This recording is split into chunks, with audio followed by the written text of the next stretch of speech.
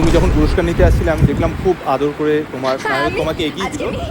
বেটা তোকে বাথরুমটা কই? ওই মামা আঙ্গো ভাই তো বাথরুম নাই, আমরা সব নদীর পার গিয়া মুইতে।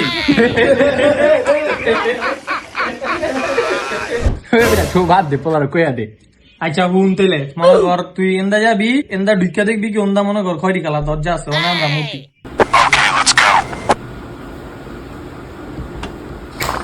খতম।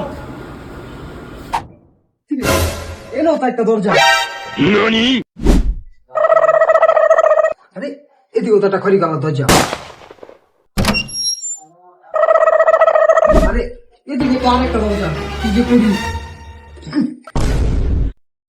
আমার তো দরজা পাই না, আমি একটা কাম করি।